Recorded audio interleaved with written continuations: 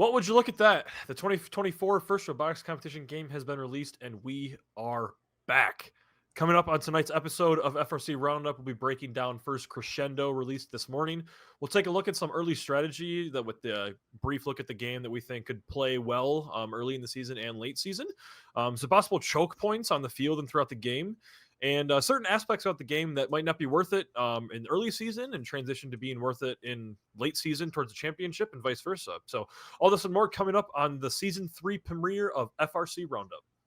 This video on fun is brought to you by viewers like you and also in partnership with the following. AndyMark is your one-stop shop for all your robotics competition needs. Celebrating 20 years of quality robotics parts and superior service, AndyMark employees have over 200 years of first-team experience. From mechanical and electrical products to tools and hardware, head on over to andymark.com for high-quality and affordable solutions. Support Fun's content creators when you sign up for a membership on YouTube Join. You'll get access to special perks like emotes, loyalty badges, and Fun members will even get early access to our scheduled videos and more. 100% of this revenue will go back to our correspondents to help recognize their efforts. Click the Join button in any YouTube video to pledge your support.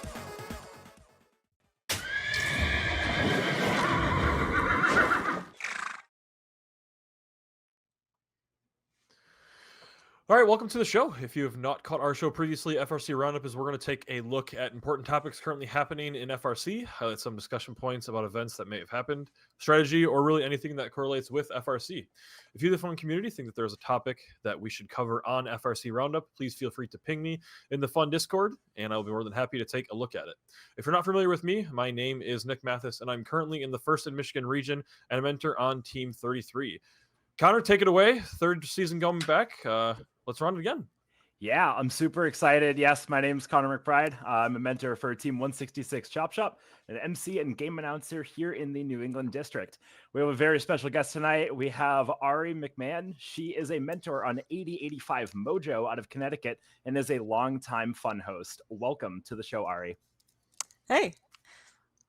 Glad to be on tonight. Yeah, thanks for coming on. Always good to get Ari on and talk some Crescendo. So we'll go ahead and get right into it. First topic that we're going to take a look at early strategy thoughts. Obviously got the game, about 12:30 Eastern here on the East Coast. I think we're all on the East Coast technically. So yeah, that's good to hear. But so got the game. Looked at a lot of different ways. For the first thing for me really when I saw it was a ton of ways you can score in the game, which I thought was a cool way to approach that. I know we talked off stream a little bit or before the show started, but I thought during the field tour videos, having the kit bot right there, scoring immediately right after the game animation was played was a very welcome addition on first part. So props to them for taking care of that and accomplishing that. But all right, let's start with you. Overall, just first thoughts and look at the game, early ways that you think strategy could possibly pay out. I know, we've only gotten the game for about 8 hours now, but overall thoughts, and then we'll go to Connor after that. Only 8 hours, but we're absolutely breaking down this game, tearing it apart. We have spent the last 8 hours thinking about strategy, so I think that it's a very apt question. So just starting off, I think I do our history show here. I think the most analogous game that we can have now is 2013 Ultimate Ascent. And we're going to see a lot of similarities in terms of what roles robots are going to play, in addition to just what mechanisms we're going to see with that game. So if you haven't had the chance to check that game out, something that is interesting from that game that I think we might not see is that we saw a lot of rebounds in that game, and that was from the ability to full court shoot. You can't full court shoot this year. You have to shoot from outside of the other team's zone there. I think it's called backstage or something like that. So you have to pull forward. So I don't think we're going to see as many misses this year. So we're going to see some of that interplay between robots. We're going to see cyclers in their lane. But I don't think we're going to see an exact replica of 2013. Yeah, I definitely agree with that. I think one of the unique things, I first saw the game and I was like, oh, I hope there's full court shooting because that would be a crazy dynamic. But actually, I said the same thing. Finally getting to see the game piece, get to interact with it. It might just not be possible because of how much it flexes. That could be a possible thing that they looked into. Yeah. But I thought that was one of the coolest parts of Ultimate Ascent was that full court shooting. To see that next tier was a little disappointing for me. But Connor, obviously you sat down with your team today. What are the overall thoughts or early ideas that Chop Shop had? Yeah, so I mean, we immediately thought of 2013. I would imagine like almost everyone else. Some people thought Locomotion as well. I don't really see that one all too much. Um, but we are in love with this game. I think this is the second odd game piece that we're ever shooting. It's the first goal that's ever been at an angle. Mhm. So you know, it's shooting from a distance is definitely going to be a lot harder for sure. So I think you're gonna find those teams in like that like top like 1 to 5% that are really just going to be hitting shots from out there, and I think you'll probably see a majority of the teams more up close and front to the goal. But we're super excited to see this game. We have so many ideas that we're playing with right now. Sure. Yeah, on 33 too, we were super stoked when we saw the game. It was definitely one of the more unique games, in my opinion, that we've seen. I thought, obviously, back-to-back years now having what I would consider a non-normal, or I guess not, or an abnormal game piece with the cone and now to the foam ring that we haven't really experienced prior.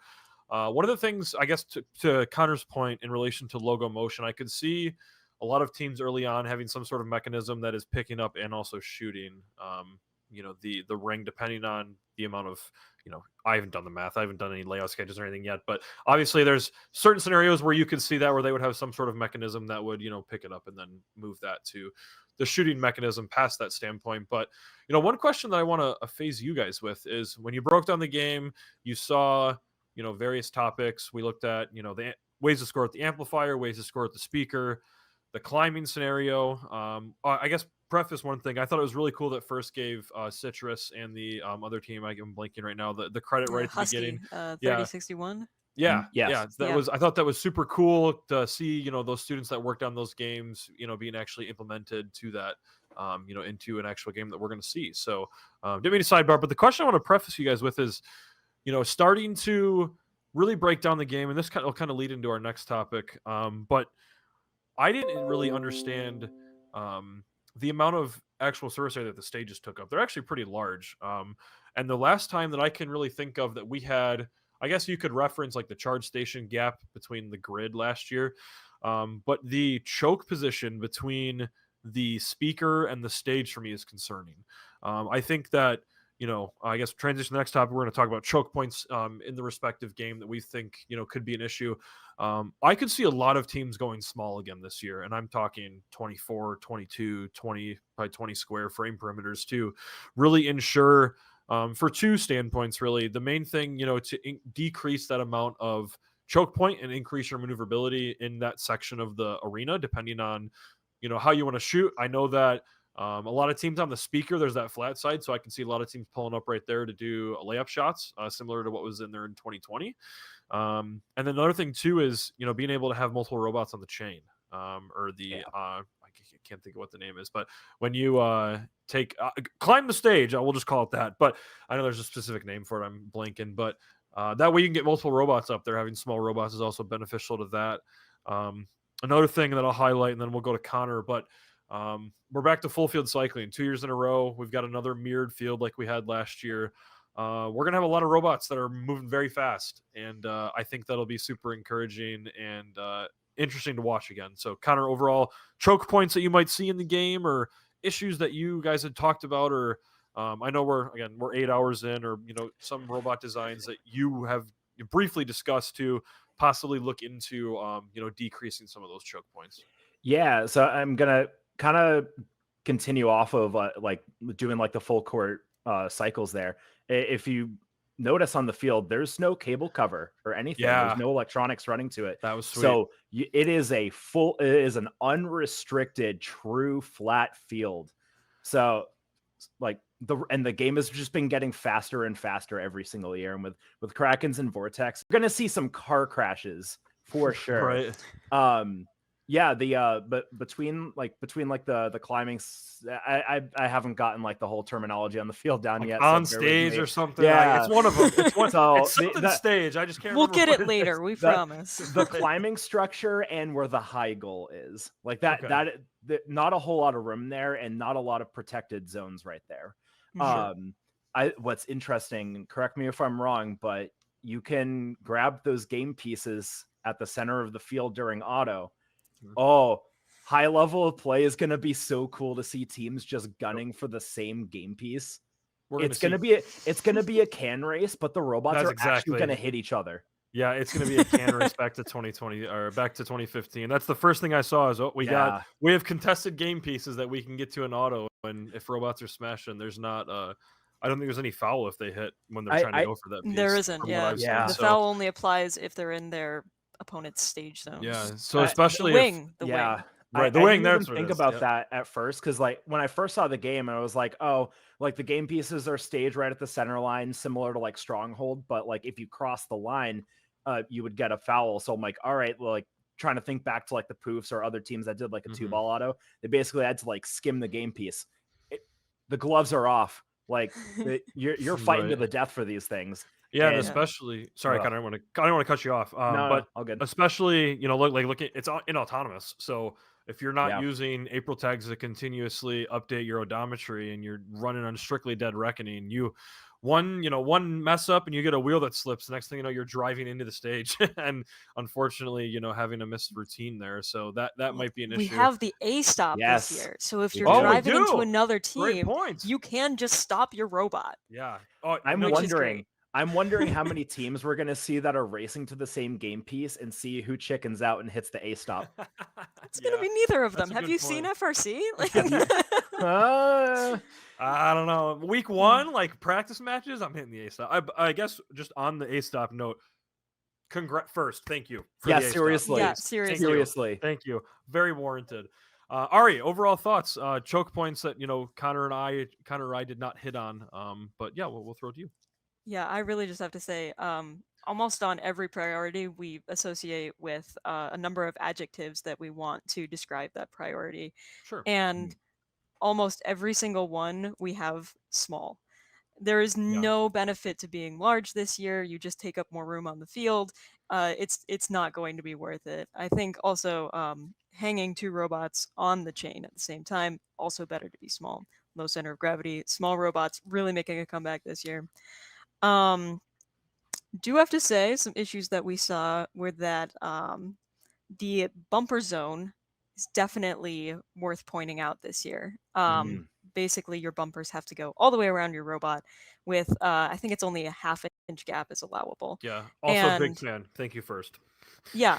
So it's great, sure, for when you have those collisions and everything is inside your frame perimeter, but there's also going to be a number of teams this year that use that 12-inch extension outside of their frame perimeter to have their mechanisms around there. You mentioned car crashes. We're going to have intake crashes that are absolutely ending for some teams.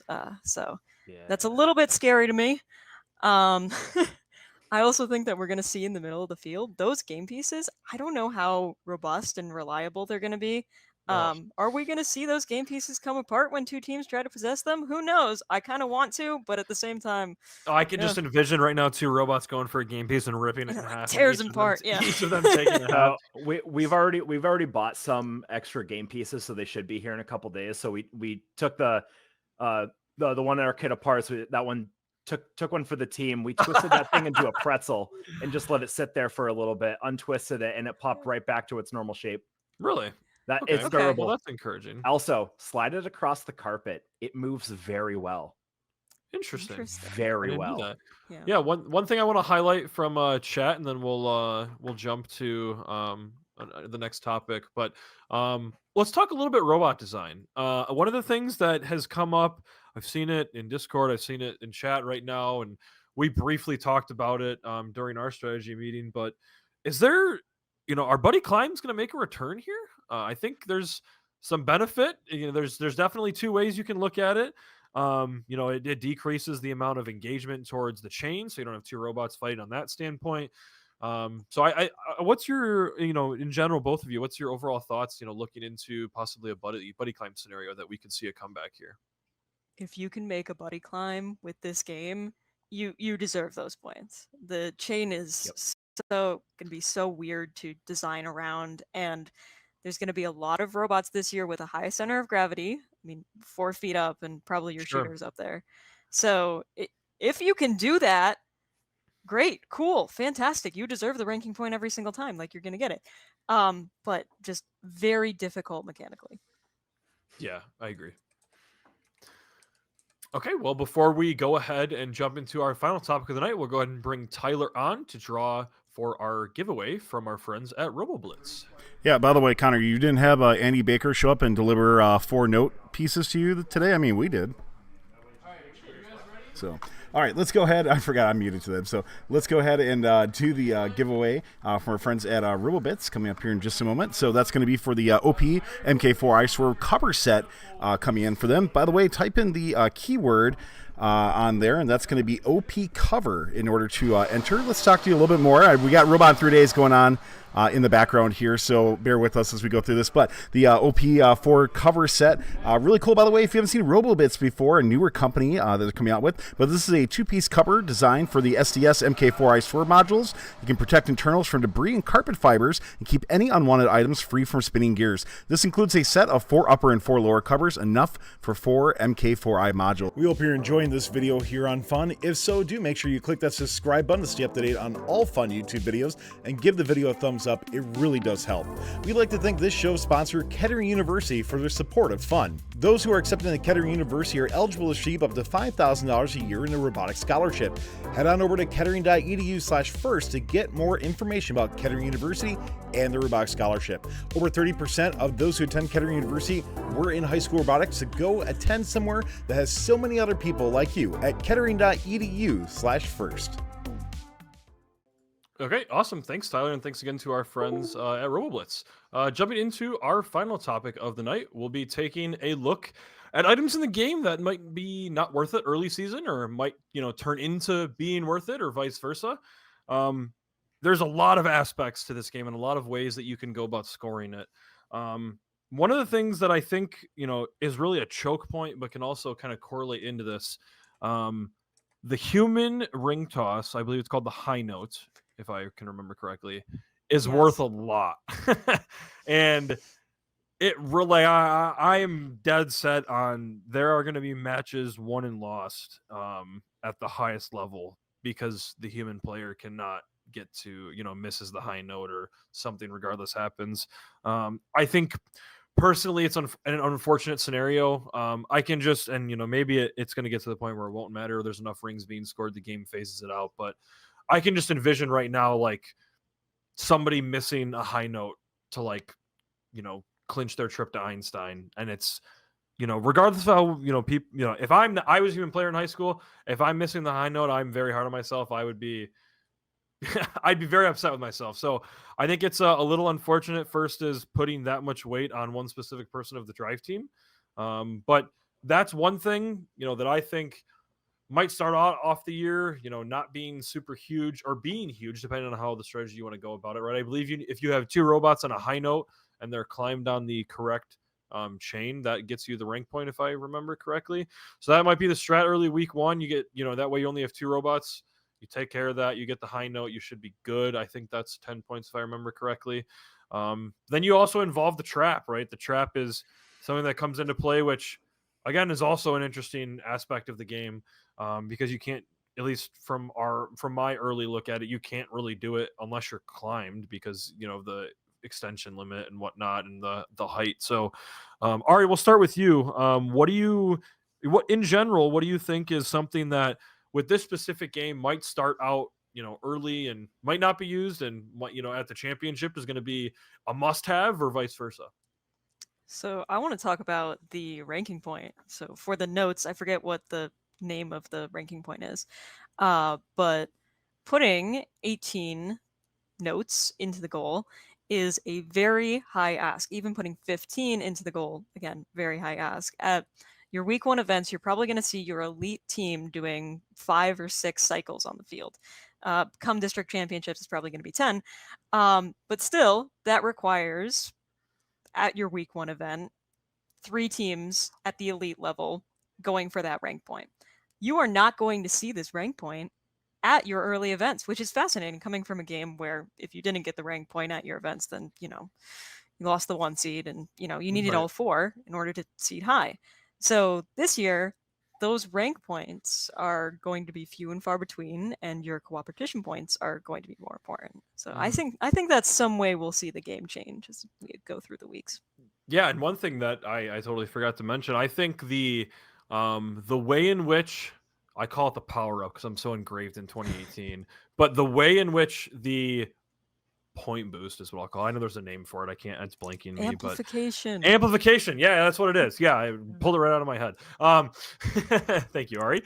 I think the way in which you play that and the times you play it are going to be crazy. I think there's a lot of strategy and a real deep dive on time trials and specific things like that we're going to see this game evolve throughout it. And I think that's going to be so fun. Yeah, that's one thing that I think will be really interesting. I was a big fan of the power ups in 2018. I'm glad they're sort of bringing that back, I guess. So, yeah, I'm going to keep calling it a power up. But Connor, what about you? You can keep calling it a power up. One of our mentors keeps calling the amp the vault. So. Oh, okay. Yeah, there you go. Sorry for making how fun many of you on mentors stream, will keep but calling I had to. the whatever it's called, the key shot. We're going to call it the key shot. It's still the key shot. Yeah. Just a quick side note, like such a missed opportunity to have that dial not go up to 11. Right. Like seriously. Like such a missed opportunity. What do I think is a trap? I think the trap is a trap. Fair point. Okay. So I think it's going to be harder than people think. Exactly. I need to build one. You so basically, we can see it, but... I think you basically need to climb to be able to get the game piece in the trap. If I remember correctly, you need to read through the rules a little bit more.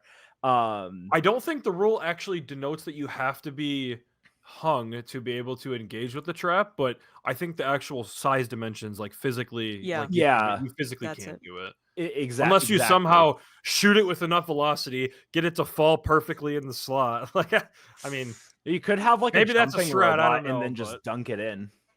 You could. Yeah, just thunder stamps this. Maybe thunder stamps. Maybe thunder stamps will come in and we'll start dunking the trap. But exactly. Yeah, that's I don't know. This game is cool. Yeah, I mean, I thought in general, coming from last year where we had when Connor, we said on this show and we're like, wow, this game is gonna suck to watch. And I actually, in my opinion, I thought at the championship it was relatively entertaining. It got to a point where we had the supercharging and like the game evolved throughout the season, and I thought it was actually entertaining to watch. Where we're essentially doing a complete 180. Like we get Crescendo this morning, we're like, wow, this game is sweet. It's going to be super entertaining to watch. I just think one thing that's a real interesting point is the game, like every week, is going to be played differently, which is what makes, in my opinion, a really good FRC game. There's a lot of strategy that's going to go into this. And I think this also allows for a lot of really cool robot designs. Obviously the same goal is to really, obtain the notes, put them in the respective goals, but it also, gives teams really the freedom on how to approach that, right? Are you picking up off the floor and indexing it to a handoff? Are you doing the kip out where you're human loading, dropping it in, and then enhancing that and shooting that way? Are you strictly going to be an amp runner like we had with the cubes last year? Are you going to be a robot that's just jetting across the wall and grabbing, notes and going straight to the amp with it to be able to use that power up or the amplification, whatever it's called? But I just think it allows for, a really enhanced strategy and an interesting aspect for this game. I'm so glad that my team is competing weeks 3 and 5 so we can watch the meta kind of develop over the first couple weeks. Is like there's going to be so many different ways to approach this game, and I'm all here. I'm all for it to watch it. I can't wait to go back to this episode after champs and see how wrong we were. Yeah, exactly. So true. Yeah, so true, bestie. We were so excited that we're competing weeks 1 and 4. I think that's same. We're 1 and 4 too. Yeah. We're really excited about week 1. Yeah, because I think the big thing for us is really trying to what is the meta like, and how is the meta going to change, right? With competing 1 and 4 specifically, okay, I gotta figure out a decent idea of what the meta is going to be week 1, try and accomplish that, but then also build the robot in a way where the meta could be completely different 3 weeks later and be able to manufacture or whatever and change the strategy of the robot. So it'll be a good game. I can easily see this being like a 3 offense meta or even a 2 offense, 1 defense. Like Yeah. I think it can Defense go is either way. fascinating this year. Yeah, it's 4 feet ridiculous. up with a 12-foot extension, like 2016, like we saw those. I think that could be really cool Yeah. if you don't get tech fouls for being in purple stones. For sure. All right, well, before we go ahead and wrap up the show, we'll go ahead and bring Tyler back on to draw for that giveaway from our friends at RoboBlitz. Hey, thanks a lot, guys. Let's go. Yeah, go ahead and draw for the RoboBlitz giveaway once again. That's for the OP MK4i Sword cover set. So if you're interested in that keyword, well, you should have gotten it already, was OP cover on there. It doesn't matter if you have the space or not for that. So let's go ahead and draw and see who the winner is going to be. Mind the R3D noise in the background. Dusty Buckets, it's going to be you. Congratulations. Please make sure you send a DM either to Fun Tyler. Buckets, it's going to be you. Congratulations. Please make sure you send a DM either to Fun Tyler on Discord or email admin@firstupdatesnow.com with all your shipping information. Thanks a lot to RoboBits. New supplier giveaway for us. They have a few more to do during the season too, so can't wait. Awesome. Thanks, Tyler. And thanks, everybody, for tuning in to FRC Roundup. Special thanks to all those who clicked that follow button or stepped up to help fund with a YouTube subscription or donation. Your support really helps us continue to make great content. Don't forget, you can watch FRC Roundup archived at youtube.com/first updates now and watch live during the FRC recap season, during the competition season. Thank you to Ari, our guest, for coming on. And on behalf of our producer, Tyler Olds, my co-host, Connor, and all fun correspondents, I'm Nick Jr., and thanks for watching. Good luck to all the teams with a great build season ahead. Be sure to check out all of the RI3D videos coming out on Fun from Cranberry Alarm and Kettering University over the next couple days. And big thanks to our moderators in chat as well. See you next time, same day or same time, where we take a look at what is going on with FRC Robotics on FRC Roundup. Thanks, everyone. This video on Fun is brought to you by viewers like you and also in partnership with the following. Discover how Kettering University students engineer their success with Kettering's amazing co-op employment programs where students earn great pay and gain valuable experience. Those accepted into Kettering University can apply for a robotics scholarship, providing up to an additional $5,000 a year in tuition assistance. Head on over to kettering.edu/first to learn more and apply. Don't forget to like, subscribe, and ring the bell to stay up to date on our new videos. Keep the conversation going and provide your input to our content. Watch our live shows at twitch.tv/firstupdatesnow. Join our Discord at discord.gg/firstupdatesnow and check out Fun FTC on Facebook, Instagram, and Twitter, and First Updates Now on Facebook, Instagram, TikTok, and Twitter.